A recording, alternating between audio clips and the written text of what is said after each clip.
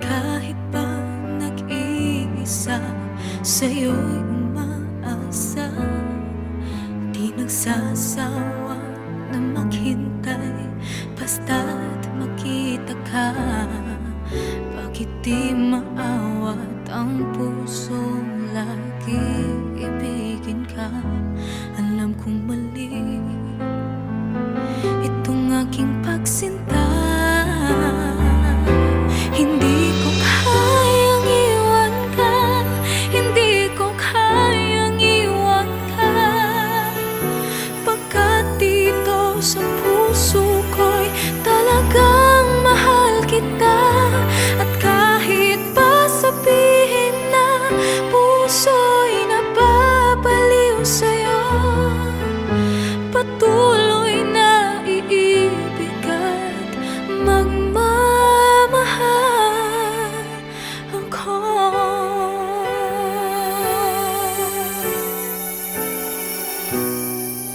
Bakit kahit pa nag-iisa, sa'yo'y umaasa?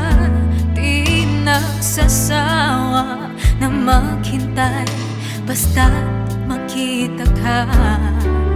Bakit di maawat ang pusong lagi ibigin ka? Alam kong mali itong aking pagsinta. Hindi ko kayang iwan ka, hindi ko kayang iwan ka. Pagkat dito sa puso ko'y talagang mahal kita.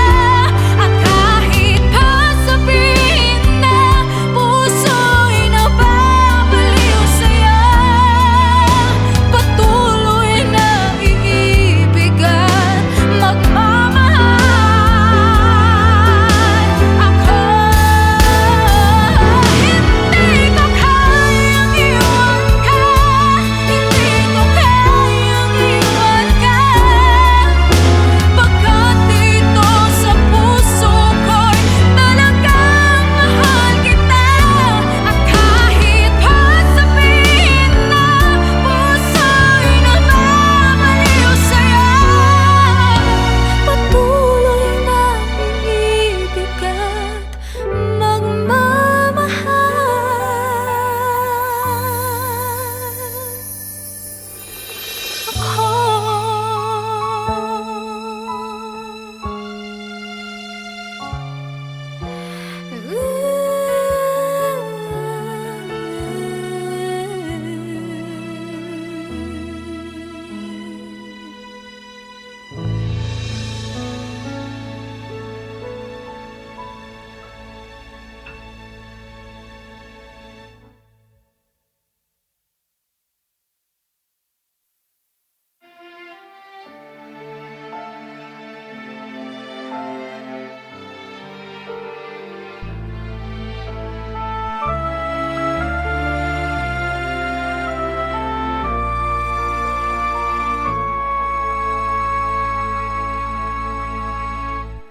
ba't di ko na makita ang bukas?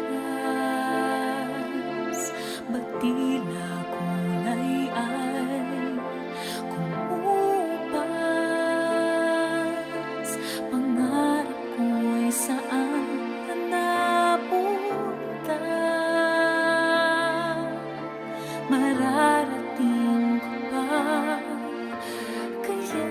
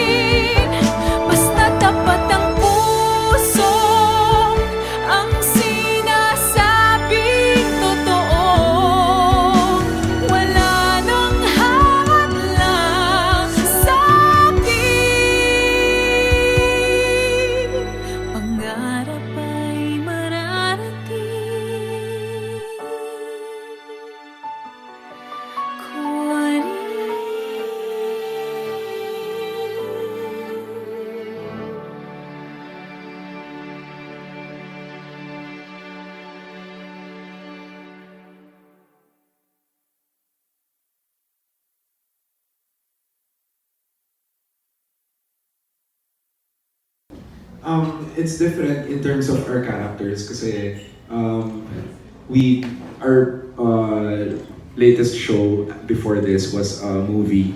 So yung characters po namin doon was really us. It's natural. We don't have to create a character kasi kami na talaga yun. Whereas in this show, talagang kailangan namin parang baguhin, i-alter yung characters namin. Especially for me, kasi medyo mahirap siya sa akin kasi yung character ni Patrick is very serious na a young guy who handles big businesses. So para sa akin, mahirap yun. And yun, different yung characters namin.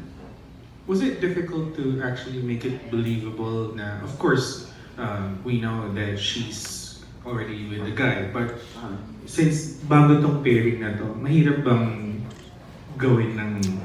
Like may kunyari may spark. Pero, Yes. Hindi, well, sa amin kasi ni Barbie, hindi namin habol yung magpakilig eh. Ang habol namin is gawin yung work namin. And if may kinikilig sa amin, then good. Basta kami, we're professional enough to do our work na without expecting any kilig from the audience. Tama? Barbie, may naaalangan ka ba kapag si Derek ang ka-eksena mo? Hindi, kasi sobrang komportable na rin. Sobrang komportable na po ako kay Derek dahil medyo matagal man kaming nagkahiwalay as on-screen partners.